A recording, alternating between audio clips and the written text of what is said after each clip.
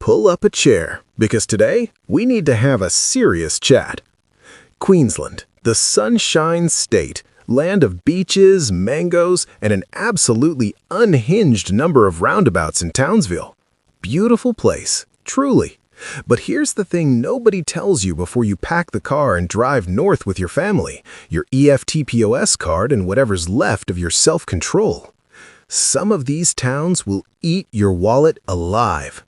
And I don't mean a little nibble, I mean a full crocodile roll, spinning you around, taking everything, leaving you face down in a car park in Cairns wondering how a meat pie costs $17.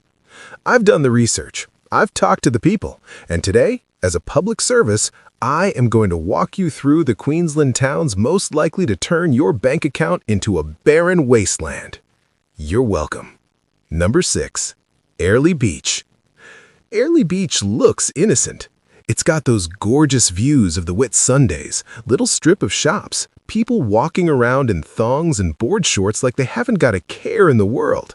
And they don't, because they've already spent all their money and they're just too sunburnt to panic. Here's how Airlie Beach gets you. It doesn't rob you aggressively. No. It's much more sophisticated than that. It seduces you. You get there and you think, oh, I'll just have a look at the sailing tours. Just a look.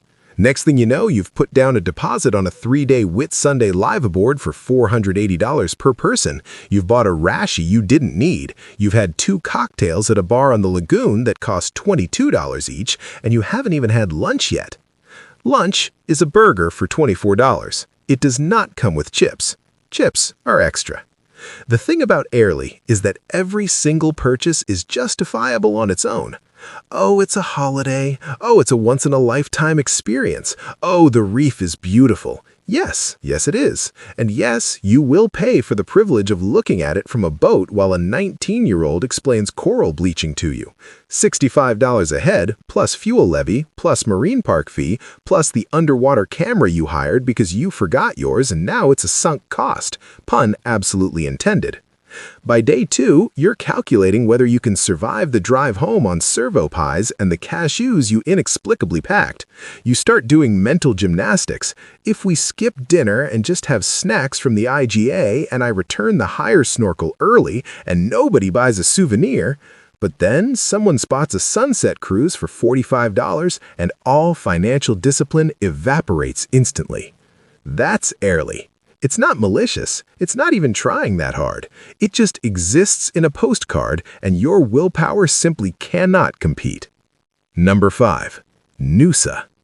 Look, I want to be clear. Noosa is lovely, genuinely, staggeringly lovely. The national park is world-class. Hastings Street is gorgeous. Everything is clean and stylish, and the people are tanned and relaxed and casually wearing linen like it's the easiest thing in the world. But here's what Noosa actually is.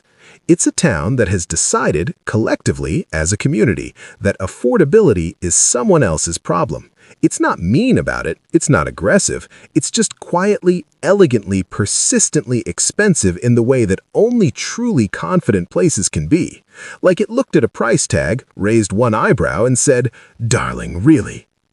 You walk down Hastings Street and a coffee is $7, not because the coffee is bad, the coffee is outstanding, but because Noosa has essentially unionized against your bank account and everyone agreed to the terms except you. Acai bowl, $22. Parking, $8 for 2 hours, and the machine will absolutely not give change. One night and halfway decent accommodation, $320 off peak. Sunscreen from the chemist because you forgot yours? $34 because it's mineral sunscreen and Noosa has opinions about chemical filters. A casual browse through a boutique on the main strip will cost you a scented candle for $45 and a deep sense of financial shame. And here's the truly wild part. You don't even feel robbed. That's the genius of Noosa. You leave and you're actively defending the prices. Oh, but the quality is just different there. You've got Stockholm Syndrome, but make it coastal chic. You are a hostage who has started writing Yelp reviews for your captor. I talked to a bloke last year who went to Noosa for a long weekend. He budgeted $800, spent $2,000, called it the best trip of his life. His credit card is still in witness protection. The national park walking trails are free. The main beach is free. The river is free. Queensland law says you can't charge for the sunshine, but Noosa will find a way to monetize everything adjacent to it, and you will pay happily, and you will come back next year and do it all again. That's the contract. Sign here. 4. Mount Isa. Now we go somewhere very different. We head west, way west, to Mount Isa. Mount Isa is a mining town, which means it operates on a completely different economic reality to the rest of Queensland. In Mount Isa, people earn serious money, and the prices reflect that. The town has looked at regular wages and said, "Not here, mate. Here we operate on mining wages. All of us, the servo included, the bakery, the bloke selling mangoes out the back of his ute. All of us."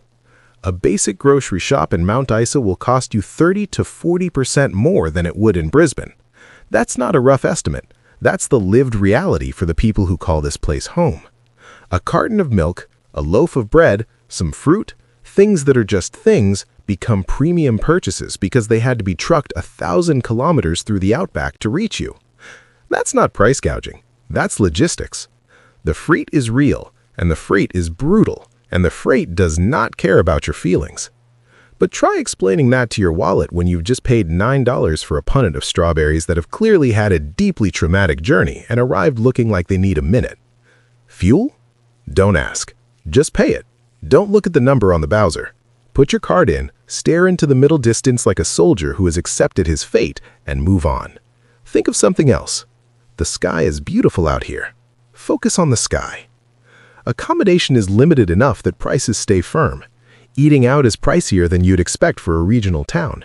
Even the pub, which is an experience, and I mean that genuinely, the pub in Mount Isa on a Friday night is a living, breathing piece of Australian cultural heritage, is not cheap.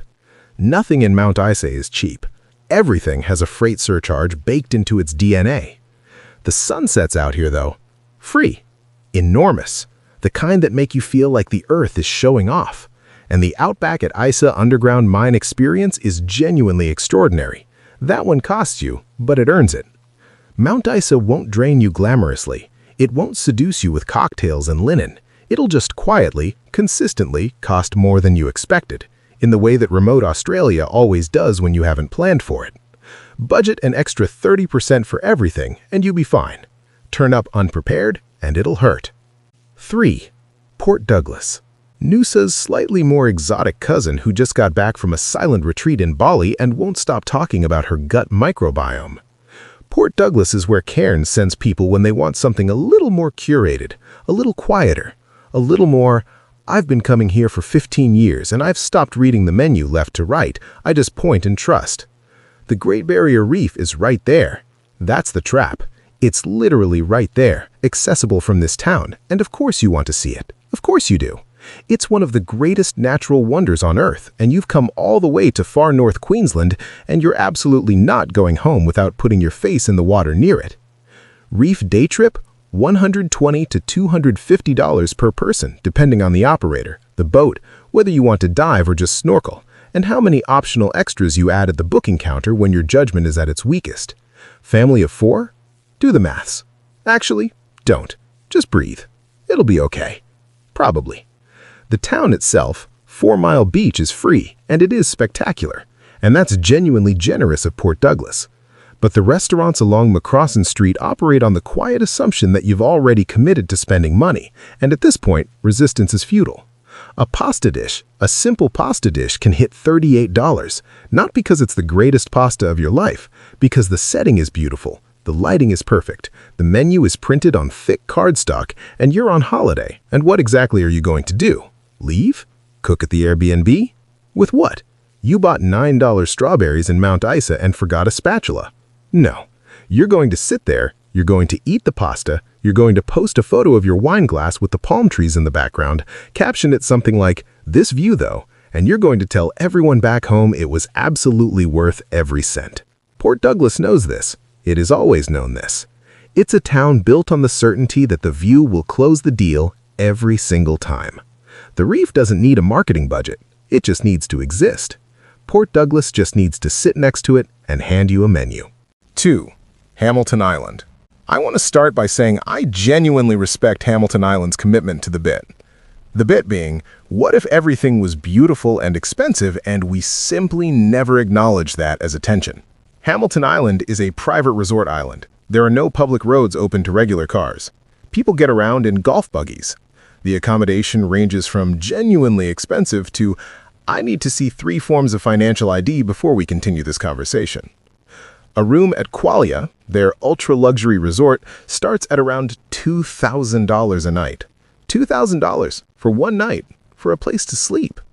Beautiful, extraordinary, jaw-dropping sleep with a view that will rearrange your understanding of what the word peaceful means, but still, $2,000. Even the so-called affordable options on Hamilton Island will run you $300 to $500 a night minimum, and I use the word affordable the way Hamilton Island uses it, which is differently to how the rest of Australia uses it. Food is expensive because it all arrives by boat or plane. Transfers from the mainland add up. The ferry from Airlie Beach is not free. The hire buggy to get around the island is not free. The cocktail at the beach bar as the sun goes down is definitely not free. But you're going to have it anyway because you have completely surrendered to the experience. And honestly, good. Good for you. Here's the real thing about Hamilton Island. It is aspirational for most Australians in a way that very few domestic destinations are. People save for it. People put it on bucket lists. People go for anniversaries and milestone birthdays, and we really needed this moments. And it delivers. That's the remarkable thing. The Whitsundays are that beautiful. The experience is that good. You leave lighter in the wallet and somehow heavier in the soul, in the best possible way. It wins every time. You know the cost going in, you agree to it anyway. Completely rational behavior. 1. Longreach. And finally, let's talk about somewhere that drains your wallet differently. Not glamorously, not with cocktails and sunsets, with the slow, honest reality of being genuinely far from everything. Longreach, Central Queensland, home of the Australian Stockman's Hall of Fame, the original Qantas hangar, and a fuel price that will make you reconsider every life decision that led you to that particular Bowser on that particular afternoon. Longreach is a fantastic town. If you want real outback Queensland, the big red dirt, the iconic cattle stations, the night skies that make you feel cosmically tiny, Longreach delivers completely and without reservation. But it costs to get there, it costs to stay there, and it costs to fuel up when you leave. Here's what people don't account for with remote Queensland towns: the hidden costs. The tire. The mechanic if something goes sideways 400 kilometers from the nearest major town. The supermarket has limited stock, so you're buying what's available rather than what's cheap. The accommodation that costs more than you expected because there simply isn't enough competition to drive prices down. It all adds up, not in a flashy, aspirational way, just in a quiet, relentless, hang on, how did that weekend cost that much? Way when you check your banking app on the drive home through the Mitchell grass. It won't drain you like Noosa or Port Douglas, it won't require a financial planning session like Hamilton Island, but it'll ask more than you budgeted for every time. And the only cure is to know that going in, add a buffer, and embrace it. Every single one of these places is worth visiting. Every single one. The landscapes, the reef, the outback, the beaches. This state is extraordinary, and I'll go to my grave defending it. But go in with your eyes open, make a budget, then double it, then accept that you'll probably still go slightly over, and that you'll call it worth it on the drive home, and that you'll start planning the next trip before you've even unpacked. Because that's Queensland, mate.